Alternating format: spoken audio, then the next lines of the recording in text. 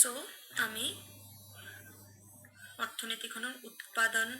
সম্ভাৱনাবিলাক ললো পাঁচটা সম্ভাৱনা A B C D E so first কলামত আছিলে ধান আৰু নেক্সট কলামত আছিলে কপাহ সো ইয়াত মন কৰা যেতিয়া ধানৰ উৎপাদন 0 তেতিয়া কপাহৰ উৎপাদন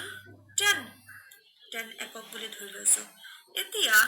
যদি অৰ্থনীতিখনে সিদ্ধান্ত লয় যে ধানৰ উৎপাদন বৃদ্ধি কৰিব লাগিব সে ফৰ এক্সাম্পল 0 ৰ পৰা 1 একক তেতিয়া অৰ্থনীতিখনে কি কৰিব লাগিব কপাহৰ উৎপাদন কম কৰিব লাগিব দ্যাট ইজ 9 10 ৰ পৰা 9 অৰ্থনীতিখনে ভাবিলে যে ধানৰ উৎপাদন আৰু বৃদ্ধি কৰিব সো 2 সো এইফালে কপাহৰ উৎপাদন আৰু কমিলে 9 ৰ পৰা 7 ধানৰ উৎপাদন আৰু বৃদ্ধি হল 3 কপাহৰ উৎপাদন আৰু কমিলে এইফালে 7 ৰ পৰা 4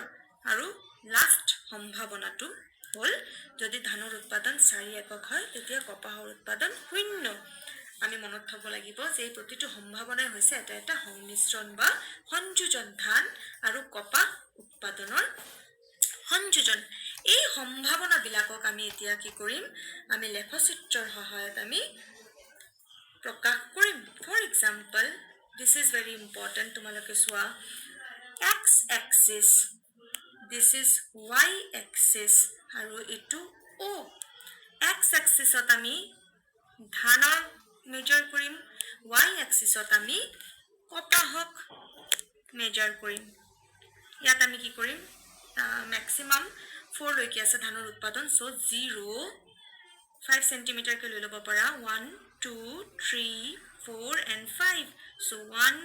2 3 4 and 5 এইফালে maximum 10 আছে সো আমি 2 2 কে লৈ লওঁ 2 4 6 8 10 so 2 4 6 8 and 10 এতিয়া চাবা যেতিয়া ধানৰ উৎপাদন 0 তেতিয়া কপাহৰ উৎপাদন 10 so 0 and 10 so প্ৰথম সম্ভাৱনাটো আমি পালো a এই পইণ্টটো আসলতে a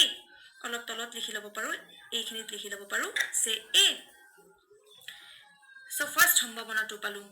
নেক্সট আহিলে যেতিয়া ধানৰ উৎপাদন 1 তেতিয়া কপাহৰ উৎপাদন 9 so আতৰ অলপ ওপৰত হ'ব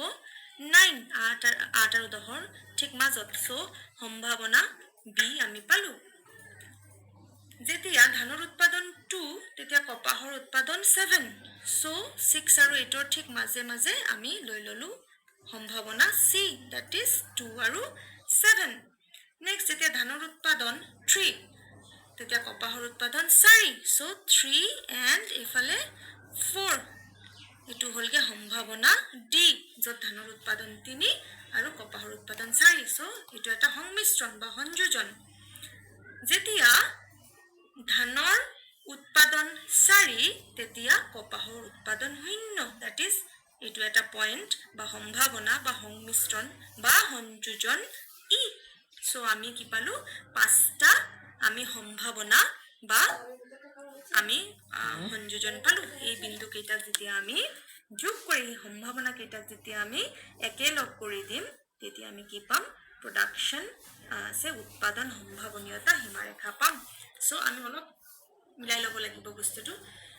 তোমালোকে ভালকে মেজাৰ কৰি যেতিয়া কৰিবা তোমালোকে উৎপাদন সম্ভাৱনীয় সীমাৰেখা পাবা আমি যেতিয়া উৎপাদন সম্ভাৱনা বিলাকক লেখচিত্ৰত প্ৰকাশ কৰিলো তেতিয়া আমি উৎপাদন সম্ভাৱনীয় সীমাৰেখাডাল পালো থ্যাংক ইউ